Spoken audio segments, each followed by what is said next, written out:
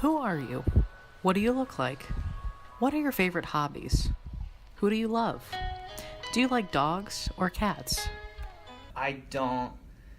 Yeah, this is hard. Damn, I haven't thought about this stuff for a while. It's a tough topic. Yeah, it's really tough. But... I'm Jace White, and this is Part of Us.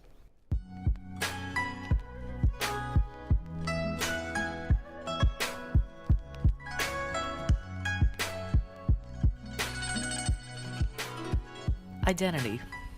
It's a part of every one of us. It's what we love, what we hate, where we like to eat, what we like to wear, what we do when we aren't writing MLA-style papers for classes the night before they're due. That last one hits a little too close to home. But what makes us so drawn to identity? Why is it such a large part of our lives? Is it essential to live a good life? Would we be the same without identity? I know, it's a really big topic, but I wanted to investigate what it is that makes identity so essential in the human experience. In this podcast, we're going to address a few questions. What is identity? What does it look like in different people? What is the scientific perspective on identity? Do we need identity in our lives? We're also going to look specifically at identities within the LGBTQ community, why they matter, and what it's like to have a queer identity within the city of Lexington, Kentucky.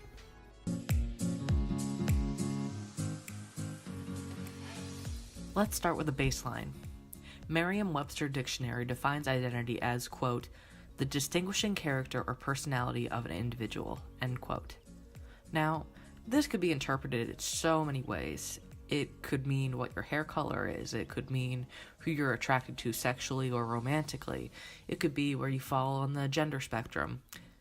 But the idea is that identity is differential among all of us.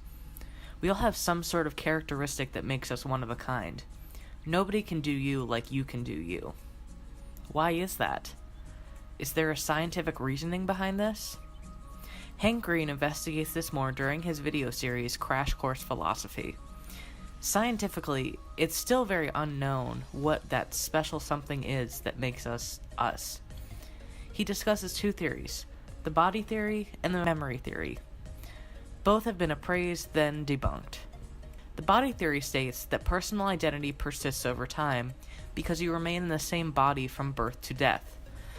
Now, I'm pretty sure I don't know anyone who's had an out-of-body experience at any point in their life, besides in Freaky Friday. But someone posed a thought to debunk this theory even further. Imagine a mad scientist has kidnapped you and your friend. This mad scientist conducts an experiment where he switches your brain and your friend's brain so that yours is in your friend's body now. The mad scientist then gives you two options. One person gets $1 million, and the other is tortured. Which would you choose? Unless you're an extreme masochist, I'd assume you'd choose the cash. That right there should tell you where our identity really lies. It's not necessarily all physical. That's where the memory theory comes in. The memory theory states that personal identity retains its shape because you retain memories of yourself from different parts of your life. However, this was shot down because it essentially says that you aren't a person until you're able to remember your life, meaning that we didn't have an identity before the age of 2 or 3. And if we base the matter of personal identity solely on this, it would mean that people with dementia or Alzheimer's would stop having an identity when they lose their memory. Hank Green continues to dissect this in Crash Course. The matter of personal identity isn't just a conceptual puzzle, it's also deeply important when you're thinking about how you should live your life. For example, do you believe that you have obligations to particular people in your life? Well, if those people don't persist as distinct identities, then your obligations might not either. And the same goes for how people think about you. The fact is, we've all built our lives and our society on the expectations that individuals will continue to be who they are unchanged, and those people expect the same thing out of you. So, are there parts of us that remain persistent over our lifetime? Are we even the same person that we were yesterday, or 10 minutes ago, or at the beginning of this sentence? Technically speaking, no. We're constantly changing physically, mentally, psychologically, and spiritually. This begins our next thought bubble, which is identity in the individual and interactions with others.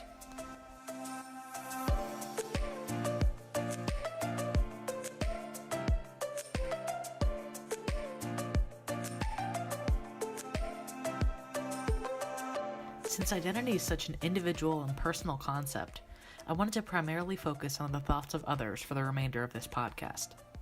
I wanted to find out what people around the University of Kentucky thought about identity and why it matters so much to us. I conducted an online survey on people's general thoughts on identity, and I received 40 responses. It's certainly not an indication of the whole student population, but it at least gives us an idea. Statistically, 28 responders were female, 5 were male, and the remaining 7 were all somewhere on the transgender spectrum. The survey included a series of 5 questions. First, I asked what people thought of when they hear the word identity. Most people said something along the lines of who you are, or me and my personal story, and how others perceive us based on our actions. When I asked how important identity is to you on a scale of 1 to 5, 1 being not important at all, and 5 being extremely important, 32 responses were a 4 or a 5. Just from that alone, we can see how crucial identity is to most people. I also asked whether or not we need identity in our lives, and why we do or don't. 85% agreed that life is not the same without identity within it. While many agreed on the simple yes or no, I received very individualistic answers as to why we need it. Some of my favorites were the following. One responder said, quote, "Because without identity, we would all feel and be the same. But when we form our own opinions and see ourselves the way that we want to, it adds variety and fun to life." Another replied, "It makes up who we are. We don't need labels to portray this. Acting as ourselves is what identity is." Some people even responded simply with, "I don't know." Well, luckily this podcast will help you figure that out. But overall, the response that sums it all up the best is this one. Quote, "I do not know about it being necessary, but it is impossible not to have an identity, whether one consciously acknowledges it or not."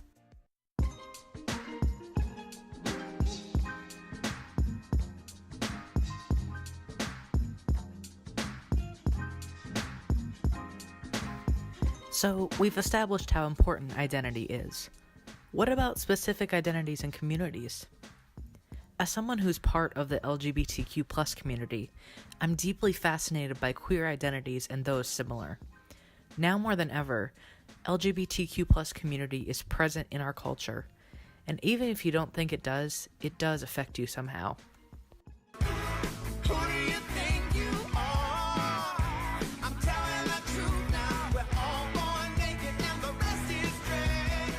RuPaul Charles is an icon in the LGBTQ community and one of the world's most famous drag queens. He hosts his self-titled reality show, RuPaul's Drag Race, where drag queens across the country compete to become America's next drag superstar. In his show and his personal life, he often uses this quote, "We're born naked and the rest is drag," solidifying his belief that everything we do from the moment we're born is a form of drag, or a mirrored form of something else. He continues to explain this concept when asked by Time magazine what the significance of drag queens are. Drag has always served a purpose. We mock identity. We're shapeshifters. We are God in drag, and that's our role, is to remind people of that. His words are particularly powerful in the realm of sexual and gender identity.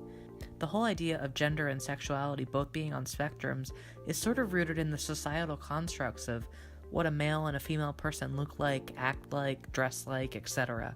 The LGBTQ community challenges these gender roles and what it means to be a man, a woman, and so forth.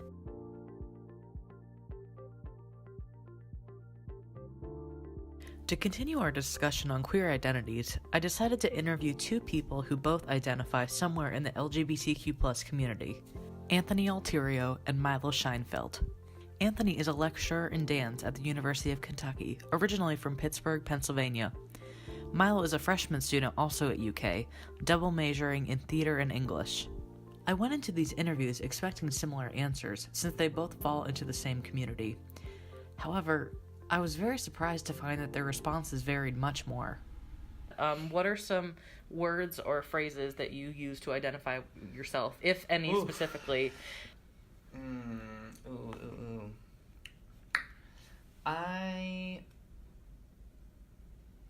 You know, it's really funny.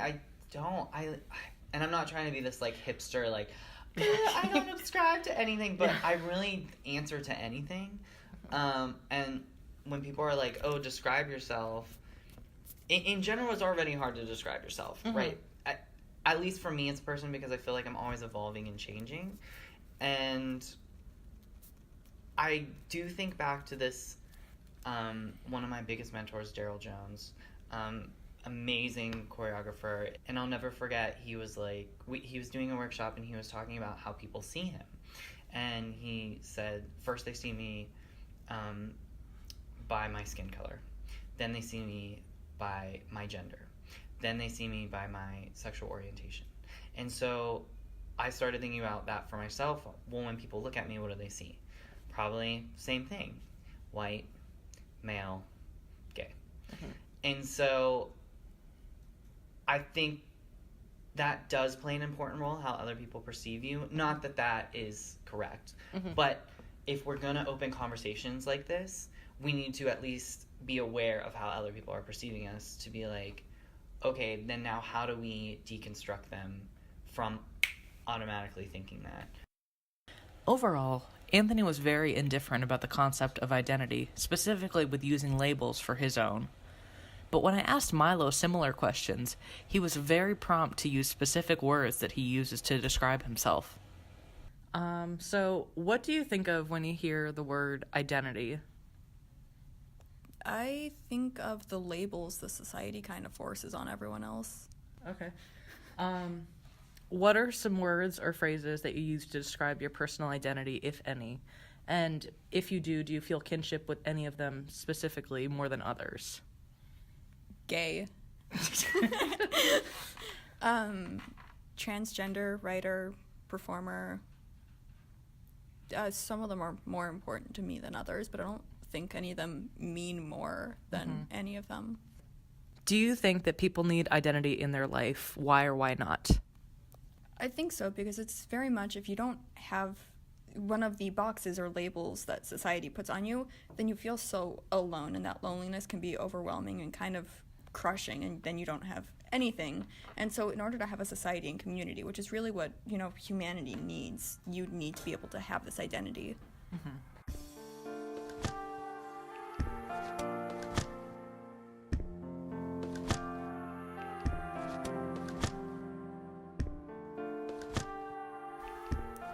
Unfortunately, the idea of gender and sexual identity being on a spectrum is still a foreign concept to most of the world's population.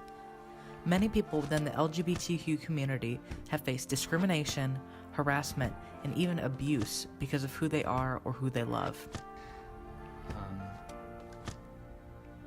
Yeah. You know what? It's not funny, but I know I have, and I'm just one of those people that, like, blocks them out, definitely in high school. Oh yeah, there was only 3 out queer kids, and I was one of them, and one of them unfortunately committed suicide. The other one was in a halfway house, and it was me, and we all got pushed into lockers, and I got left alone the most because I had friends I was lucky, I had friends everywhere. It still didn't stop getting bullied and As a queer Jew, yes. And I think it's very much because there was no discussion or communication about these identities until very recently, and because of that, it's very misunderstood by people who don't have those identities, and even those within the communities who are only just discovering these labels that they can put on themselves or discovering how to work within the community. It's very misunderstood amongst each other, and also every single person has a different way to define things, and so because of that, everything will always be misunderstood, and that's okay. As a way to tie this podcast back to University of Kentucky's home city of Lexington, I wanted to see if queer people are generally accepted amongst the population in the city. I expected a not so positive result because of the negative connotations with living in the South and being queer.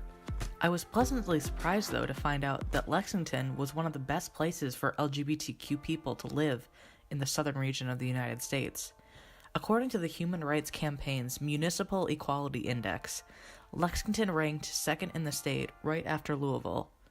The MEI bases the scoring off of a cumulative point system, gaining points for anti-discrimination policies and laws, general policies of government and police, and the rates of reported acts of discrimination within the police department. Bonus points are given to cities with services for people living with HIV or AIDS, shelters or programs for homeless queer youth, and other additional benefits that allow a city to thrive. So, we've heard from multiple perspectives today on why identity matters and what it does for us. But really, none of this might matter because we all feel different about identity. Perhaps what draws us to identity so much is that it's completely unique to each individual. Not one person feels the same about it or manipulates it in their life the same. In reality, there's not a single universal concept of identity that everyone will agree on. And that's what makes it so fascinating. What we should all agree on is that identities of all types should be celebrated and that there's no place for judgment or discrimination.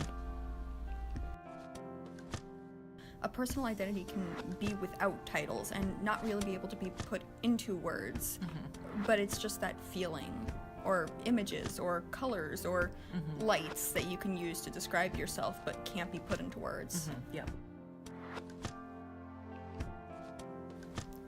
I hope that you've enjoyed this podcast. Thank you to Milo and Anthony for letting me interview you guys, and thank you to Sophie for being an amazing teacher. This has been Jace White. Thanks for listening.